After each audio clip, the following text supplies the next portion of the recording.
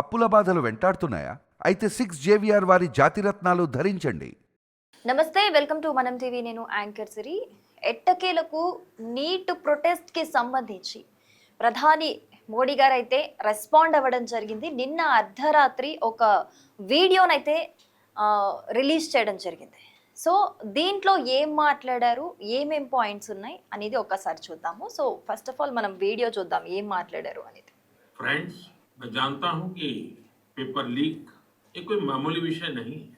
लाखों विद्यार्थी और उनके अभिभावकों के लिए बहुत ही पीड़ादायक है और इसलिए पेपर लीक घटना से अब तक पिछले 2.5 महीनों में अनेक विध कदम उठाए गए, गुनहगारों को पकड़ा गया है, वे जेल में पड़े हैं। हमारा सबसे महत्वपूर्ण जिम्मा था कि विद्यार्थियों का 1 वर्ष बर्बाद ना हो। तत्काल परीक्षाएं लेना बहुत जरूरी था। ఎస్, ఈ విధంగా అయితే ప్రధాని మోడీ గారు అయితే ఒక వీడియో రిలీజ్ చేయడం జరిగింది, అది కూడా అర్ధరాత్రి. సో ఆయన వీడియో ఏ విధంగా స్టార్ట్ చేశారు అంటే, నీట్ ఎగ్జామ్ కి సంబంధించి నిజంగా ఇది మామూలు విషయం అయితే కాదు. ఎందుకంటే ప్రతిసారి పేపర్ లీక్ అవ్వడము, స్టూడెంట్స్ మళ్ళీ మళ్ళీ చదువుకొని రాయమనడము, అది చాలా వాళ్ళకి ఇబ్బంది. సో తల్లిదండ్రుల ఆవేదన కూడా నేను అర్థం చేసుకోగలుగుతాను. తప్పైతే జరిగింది, కానీ దీనికి సంబంధించిన దోషులను ఎవరున్నారో వాళ్ళని కఠినంగా శిక్షిస్తాం.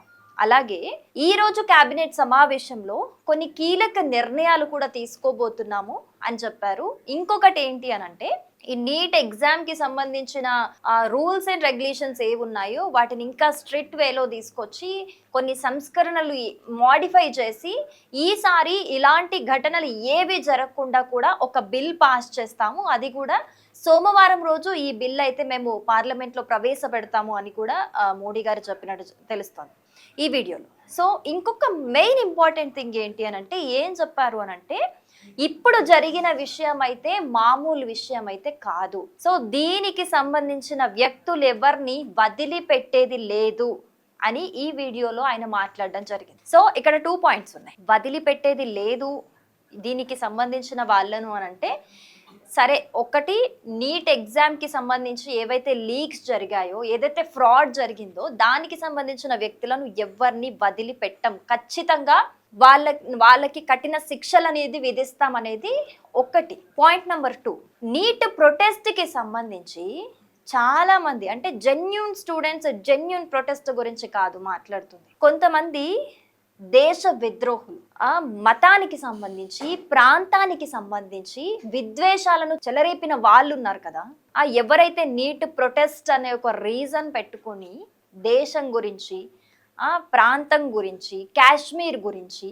జిహాద్ అని చెప్పేసి చాలా టాపిక్స్ మాట్లాడారు. ఇక్కడ చాలా చండాలం కూడా క్రియేట్ చేశారు. అలాంటి వాళ్ళని కూడా వదిలిపెట్టం. ఇది కూడా వస్తుంది అర్థం. సో ఇక్కడ 2 పాయింట్స్ అన్నమాట.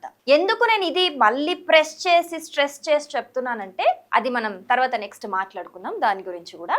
సో మోడీ గారు రిలీజ్ చేసిన వీడియోని బట్టి అయితే ఇప్పుడు ఒక ఫుల్ క్లారిటీ అయితే వచ్చేసింది. ఇవి మళ్ళీ ఇలాంటి ఘటనలు అయితే రిపీట్ అవ్వవు.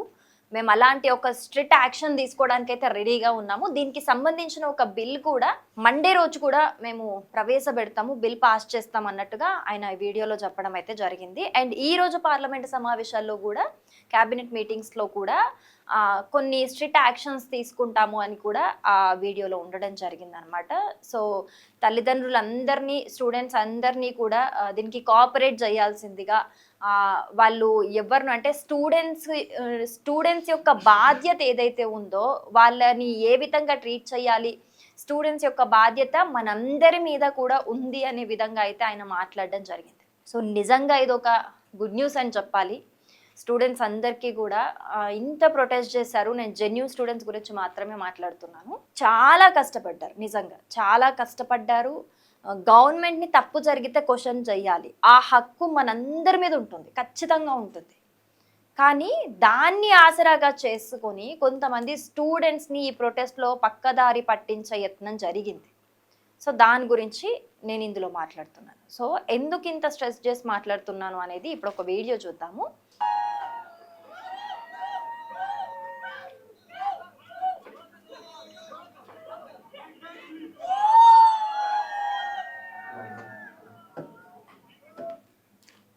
చూసారా వీడియో?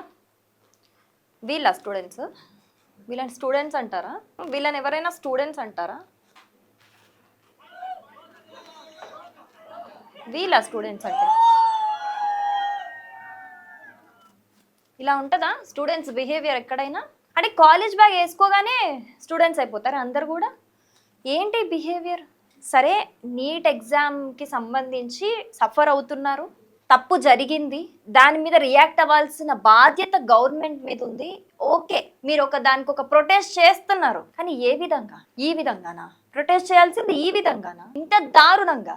స్టూడెంట్ అనేవాడు ఎవడైనా ఇంత చిల్లరగా బిహేవ్ చేస్తాడా? ఒక నీట్ ఎగ్జామ్ రాసి, నీట్ అంటే ఎవరు రాస్తారు? ఆ స్టూడెంట్గా ఒక అర్హత సాధించిన వాళ్ళు, ఆ పెద్ద పెద్ద మెడికల్ స్టూడెంట్స్ వాళ్ళు రాస్తారు. వాళ్ళు ఏ విధంగా ఉంటారు? ఎంత డీసెంట్గా ఉంటారు అలాంటి వాళ్ళు? ఈ చిచ్చొరగల్ల స్టూడెంట్స్ అంటే ఇదా ఒక బిహేవియర్? మోడీజీ బొమ్మేసి కింద అక్కడ చూడండి ఆ బిహేవియర్ ఏంటి. సో ఇప్పటికన్నా ఒక అర్థమవుతుందా క్లారిటీగా? స్టూడెంట్స్ ని తప్పుదోవ పట్టిస్తూ వేరే నీట్ అనే ఒక రీజన్ పెట్టుకొని ఏవేవో ఇక్కడ జరిగాయి అనే విషయం అయినా ఇది చూస్తేనే మనకు క్లారిటీ రావాలి. ఫస్ట్ ఆఫ్ ఆల్ ఇది చూసాక, ఇంత నీచం, ఇంత దారుణం చూసాక ఎవరిననాలి? వాళ్ళ స్టూడెంట్స్ ఏంటి అసలు? ఈ బిహేవియర్ ఏంటి? ఆ స్టూడెంట్స్ ఏంటి? ఇలాంటి వాళ్ళు వీళ్ళందరూ నీట్ ఎగ్జామ్ వాళ్ళు రాసే వాళ్ళే అయితే నీట్ రాసి వీళ్ళు అంటే ఎగ్జామ్స్ అన్ని పాస్ అయిపోయి ఒక పొజిషన్స్లోకి వస్తే ఏంటి ప్రజల పరిస్థితి?